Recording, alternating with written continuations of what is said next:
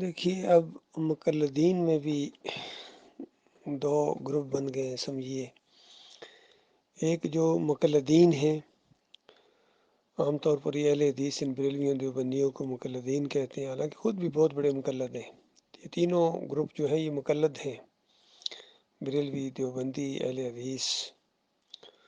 یہ مقلدین ہیں۔ اور محمد حنیف کے جو ساتھی ہیں یہ اندھے مقلدین ہیں۔ ان میں یہ فرق ہے، اندھے مقلدین بالکل آنکھیں بند کر کے انہوں نے قرآن اور صحیح حدیث کے مقابلے میں اپنے امیر کی بات کو ترجیح دی ہے۔ ابھی دیکھیے جو زندگی کے آخری دنوں کے اندر محمد حنیف کی لڑکھڑائی ہوئی زبان کے اندر گفتگو ہوئی ہے، زیادہ سے زیادہ 1 منٹ کی ہے، اس سے زیادہ بات ہی نہیں کر سکتے تھے۔ اس میں بھی وہ اپنے شرک کے اوپر جمع ہوا ہے، حالانکہ ہوش و حواس میں تھا۔ کہہ رہا ہے کہ اللہ نے ہمیں ایمان کی عظیم نعمت سے نوازا، بالکل صحیح بات ہے، عظیم نعمت سے نوازا تھا، لیکن افسوس محمد حنیف نے اس کی قدر نہ کی، اس کی قدر نہیں کی اور اس کو بدل دیا شرک کے اندر۔ جانتے بوجھتے اس نے جھوٹ بولے ہیں۔ میں یہ کبھی بھی نہیں مان سکتا ہوں کہ محمد حنیف نے جب یہ کہا کہ یہ ڈاکٹر صاحب کی آواز ہی نہیں ہے، ڈاکٹر عثمانی کی آواز ہی نہیں ہے، وہ ایسی بات کہہ ہی نہیں سکتے۔ بالکل اس نے جھوٹ بولا ہے، بہت بڑا جھوٹ بولا، دانستہ جھوٹ بولا ہے، تقیہ کیا ہو جس طرح شیعہ بولتے ہیں، رافضی بولتے ہیں۔ تو یہ معاملہ کیا اس نے جماعت کے ساتھ، دانستہ، جانتے بوجھتے۔ اور جو ساتھ ملے ہوئے تھے، یہ مرکزی شورا ہو گئی، ڈاکٹر عبداللہ عمر ہو گئے، ان کو بھی پتہ تھا کہ اگر آخری موقع کے اوپر یہ اس کو منع کرتے شرک سے، کی شرک ہے، تو اس نے ڈاکٹر عبداللہ عمر کو امیر ہی نہیں بننے دینا تھا، آخری لمحوں میں بھی نہیں بننے دینا، اسے کسی اور کو بنا دینا تھا۔ اس ڈر سے ڈاکٹر عبداللہ عمر نہیں بول سکے ہیں۔ لیکن اب ان کے اوپر ایک بہت بڑی ذمہ داری آ گئی ہے کہ اب تو معاملہ ان کے ہاتھ میں، اب کیا مسئلہ ہے بتاؤ۔ جب تک معاملہ ان کے ہاتھ میں نہیں تھا تو اس وقت تو چلو بندہ کڑ سکتا تھا زیادہ سے زیادہ، لیکن جب معاملہ اپنے ہاتھ میں آ گیا تو اب ایمان کا تقاضا یہ ہے کہ شرک کو ڈھا دیا جائے، شرک پھیلانے والے کا کلا کما کیا جائے۔ جس طرح عبید اللہ ابن یونس کے حصے میں یہ دولت آئی تھی، ایماندار تھا، قرآن اور حدیث کا، فقہ کا، الجبرے کا، ریاضی کا، یہ بڑے زبردست عالم تھا، اور کڑتا رہتا تھا کہ عبد القادر جیلانی نے کس طرح عبادت الوجودیہ نے شرک پھیلایا ہے، کفر پھیلایا ہے، واسطے وسیلے ہر چیز اس نے پھیلائی ہے، پیری مریدی کے اندر کتنا مال جمع کیا ہے، اپنی اولاد کو بڑے بڑے محل بنا گیا ہے، تو کڑتا رہتا تھا۔ لیکن جیسا بغداد کا گورنر بنا ہے تو پہلا کام اس نے یہی کیا ہے کہ اس کے برادری کو، اس کے اہل و عیال کو، کسی چیز کی اس نے پرواہ نہیں کی، اللہ پر بھروسہ رکھ کے اس نے سب کو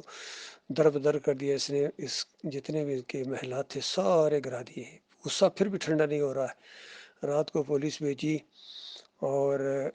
عبد القادر جیلانی کی قبر کو اکھڑوایا اور اس کی ہڈیوں کو جا کے دجلہ میں پھینکا اور کہا کہ یہ وقف کی زمین ہے، اوقاف کی زمین ہے، اس کے اندر کسی ایسے یعنی قرآن و حدیث کے خلاف عقیدہ پھیلانے والے اور شرک اور کفر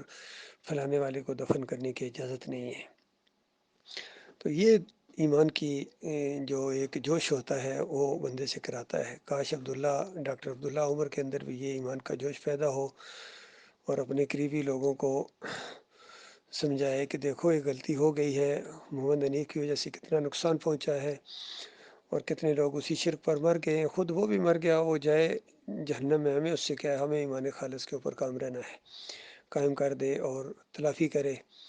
اور اپنے سارے ایسے مومن بھائیوں سے معافی بھی مانگیں کہ ان کی وجہ سے کتنی تکلیف اٹھائی ہے مومن بھائیوں نے،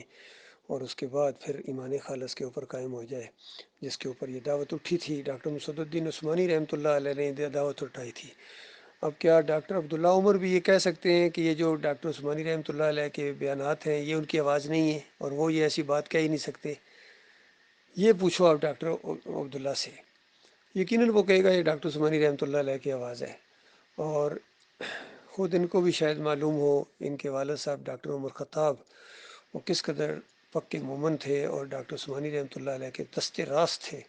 اور بہت ہی زیادہ ڈاکٹر صاحب سے محبت کرتے تھے اور بڑا فہم انہوں نے وہاں سے سیکھا تھا۔ مجھے امید ہے اگر وہ زندہ ہوتے تو کبھی بھی اس شرک کے اندر انہوں نے مبتلا نہیں ہونا تھا۔ لیکن ڈاکٹر عبداللہ عمر کے اوپر یہ دنیا چھائی ہوئی ہے، تو میری ان سے یہی کہنا ہے کہ دیکھو دنیا چند روزہ ہے، شیطان کے ہاتھوں میں نہ کھیلو، یہ بڑا بھاری بوجھ تمہارے اوپر ہے، بہت بڑا بوجھ آ جائے گا، چونکہ ذمہ دار جتنا بڑا ہوتا ہے، ذمہ داری جتنی بڑی ہوتی ہے، اس میں اگر انسان وہ خیر خواہی نہ کرے لوگوں کی تو پھر سزا بھی بہت سخت ہوتی ہے۔ ایک حدیث میں آتا ہے وہ جنت کی خوشبو بھی حاکم نہیں سونگھ سکے گا، جنت کی خوشبو بھی نہیں سونگھ سکے گا جس کو یعنی محمد صلی اللہ علیہ وسلم کی امت کے لوگوں کی ذمہ داری دی گئی اور اس نے خیر خواہی نہیں کی ہے۔ تو سب سے بڑی خیر خواہی یہ ہوتی ہے کہ ان کے ایمان عقیدے کی حفاظت کی جائے، تو یہ اب ان کے اوپر بہت بڑی ذمہ داری آ گئی ہے۔ اگر یہ انہوں نے اس ذمہ داری کو پورا نہ کیا تو یہ یقین کریں یہ محمد حنیف سے بھی زیادہ بڑے مجرم کی حیثیت سے آگے جائیں گے۔